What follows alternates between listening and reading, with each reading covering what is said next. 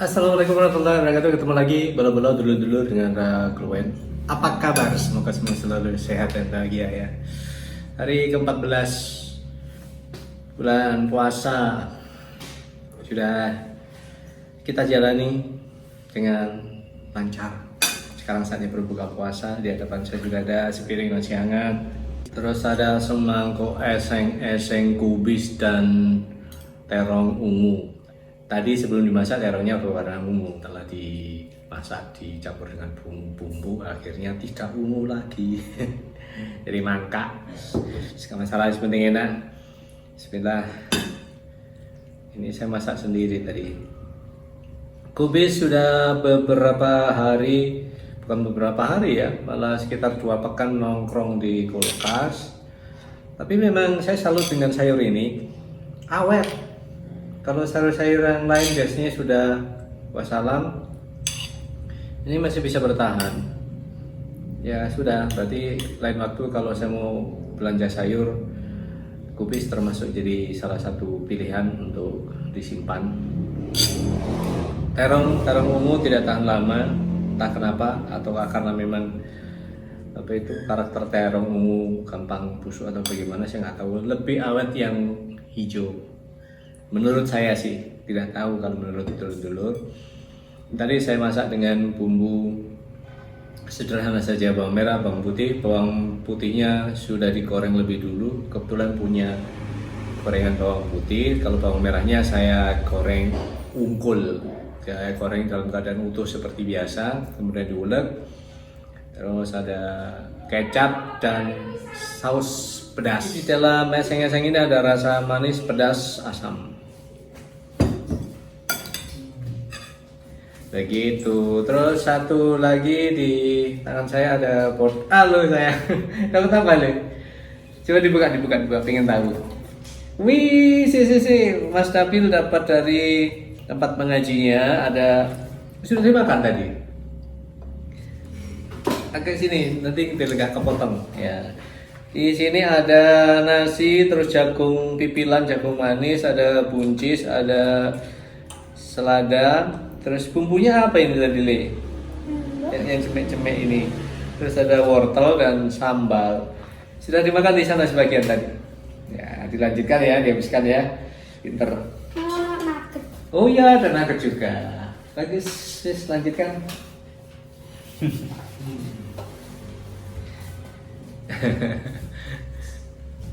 Lihat di situ.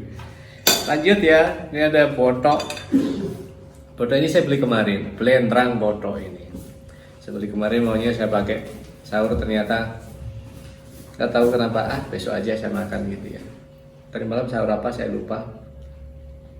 Ini ada botok, saya makan sekarang saja. Masih awet, kalau sehari 2 hari masih awet. Ada lam toro di dalamnya, terus ada teri mungkin. Oh, lam toro, hanya lam toro. Sebentar, oh bukan, ada tempe.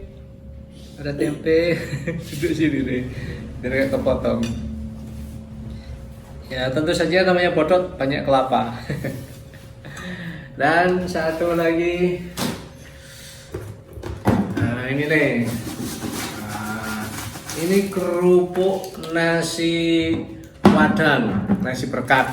Ya, saya buktikan bahwa nasi berkat yang saya dapatkan sekitar sepekan 2 pekan yang lalu, saya ubah menjadi kerupuk ya, untuk menghindari kemubaziran. Saya mau repot, nggak masalah repot untuk buat makanan agar ini jadi lebih berarti, ya sudah. Ini bismillahirrahmanirrahim. Oh iya, sambil saya mengilas balik perjalanan saya ngonten di Facebook Pro, tidak terasa saya nonton di Facebook Pro secara sungguh-sungguh. Oh, berarti sebelumnya nggak sungguh-sungguh. Sebelumnya belum terkonsep ya, masih acak adul. Sejak 14 hari yang lalu, tepatnya 1 Maret 2025, saya sudah mulai berpikir untuk menata konten-konten saya di Facebook. Seperti halnya di YouTube. Kalau di YouTube saya fokusnya ke kuliner, tapi kalau di Facebook nanti ya lebih ke cerita-cerita seputar kehidupan keluarga ya. bentuknya bisa bermacam-macam, yang jelas memang fokusnya ke situ nanti. Sudah saya mulai dengan 2 konten. Konten pertama ya ini, ngobrol sambil makan begini, terus bisa bercerita apa saja, cerita-cerita receh yang pernah saya alami, pernah saya lihat, pernah saya dengar, pernah saya rasakan, pernah saya pikirkan, pokoknya seputar kehidupan saya lah, apa yang ada di lingkaran kehidupan saya. Terus yang kedua masih makan sahur. Saya sudah membuat konten dengan bentuk ini sebenarnya sudah sekitar 1-2 tahun yang lalu. Cuman kemarin masih belum ada voice overnya, belum ada suara latar saya yang ngoceh gak karuan itu. Tapi mulai tahun ini saya usahakan ada itu ya. Apa Le?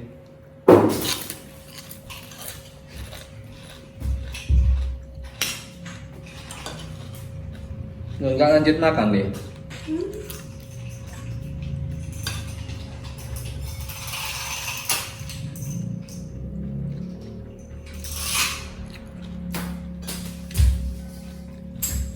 Enak nih pernah yang beli kemarin, bumbunya pas, cocok. Saya memang mencoba untuk konsisten seperti yang saya lakukan dengan YouTube. Konsistensi itu benar-benar harus saya jaga agar apa? Ya agar nyambung dengan harapan saya. Saya punya harapan yang tinggi, kemudian saya nggak konsisten membuat konten, ya percuma. Jadi yang penting konsisten, dan kalau memang sudah ketemu jenis konten tertentu yang memang mau ditekuni, ya tekuni itu. Konten saya di Facebook memang konten yang saya rancang ya berbasis cerita, berbasis kocek seperti ini. Terus saya akan mempertahankan ini. Setidak-tidaknya selama bulan puasa akan ketemu 2 konten ini, konten buka puasa dan konten sahur. Moga-moga bisa terus konsisten sampai puasanya selesai nanti. Terus saya juga harus berpikir nanti seandainya tiba-tiba saya bepergian kemana gitu ya, misalnya belanja, aduh belanja sampai sore hari, sampai maghrib gitu, berarti apa yang harus saya pakai sebagai pengganti konten yang makan seperti ini. Itu harus saya pikirkan. Yang penting tidak sampai kosong. Untuk menjaga konsistensi itu jangan sampai ada 1 hari bolong. 1 hari saja bolong berarti udah terganggu nanti jalannya konten, jalannya apa itu, jadi gerak akun saya jadi tersendat gitu ya. 2 konten ini saja selama bulan puasa cukup merepotkan, karena saya harus menyiapkan semuanya sendiri seperti saya jelaskan pada konten-konten terdahulu. Jadi ini apa segala sesuatunya, termasuk berpikir, walaupun ini spontan, tapi sebisa-bisanya saya bercerita sesuatu yang tidak terlalu ngalor ngidul. Ada satu hal atau satu topik yang saya sampaikan. Termasuk konten yang untuk sahur itu saya tulis dulu. Ngoceh nggak karuan sih, tapi saya konsep dulu, saya tulis dulu, saya tata dulu sampai mikir kadang untuk menata kalimat-kalimat aja harus seperti apa itu. Saya benar-benar serius, tidak main-main. Saya ingin keseriusan ini bisa ditangkap oleh penonton. Oh ternyata memang nggak main-main, ternyata nggak asal gitu ya.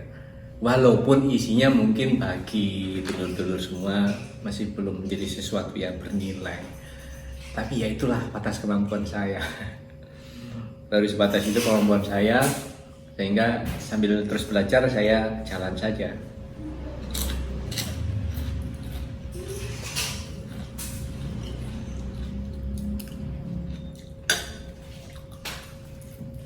Untuk kontennya buka puasa seperti ini relatif lebih mudah, karena saya tinggal menyiapkan makanan, peralatan makan, terus lampu, HP yang buat nyorot saya ini. Itu sebatas itu. Kemudian hasilnya diedit, mana yang salah-salah udah selesai. Tapi yang lebih rumit, menurut saya jauh lebih rumit adalah konten yang sahur. Untuk konten sahur saya memang harus menyiapkan lebih dulu narasinya, teks yang maksimum 1 menit. Jadi saya tata kalimat, saya coba baca, terus saya ukur durasinya. Kalau terlalu panjang saya harus potong itu pun saya harus potong di bagian mana. harus menyesuaikan dengan kalimat sebelum atau sesudahnya. Di titik itu saja saya sudah merasa, oh ini rumit, tapi menantang buat saya. Bagaimana menata kalimat, mengatur irama dan lain-lain itu tidak terkait langsung dengan aktivitas makan. Apa yang saya ceritakan tidak ada hubungannya dengan kegiatan makan atau jenis makanan yang saya santap. Berbeda, terpisah. Cuman videonya makan, terus suara latarnya saya lagi ngoceh, itu saja. Jam berapa saya selesai makan sahur dan kapan saya harus ngedit, itu. Sampai akhirnya begitu jadi, selesai, udah tinggal mengunggah saja. Mengenai kualitas suara dan kualitas gambar, ya sudahlah, saya terima dulu apa adanya, karena memang perangkat saya bukan perangkat yang menghasilkan gambar dan suara yang super jernih. Saya selalu pegang prinsip bahwa kalau mau jalan saja dulu, apapun perangkat yang dimiliki. Jadinya ya begini saja. Hasilnya mungkin tidak memuaskan. Kok ini suaranya nggak merdu, nggak jelas, gambarnya ngeblur dan lain-lain. Ya sudah, itu saya harus terima.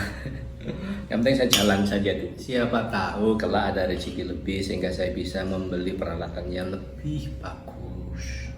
Gitu ya. Ini dulu yang bisa saya ceritakan hari ini. Ketemu lagi lain waktu. Semoga kita semua selalu sehat dan bahagia. Assalamualaikum warahmatullahi wabarakatuh. Dadah.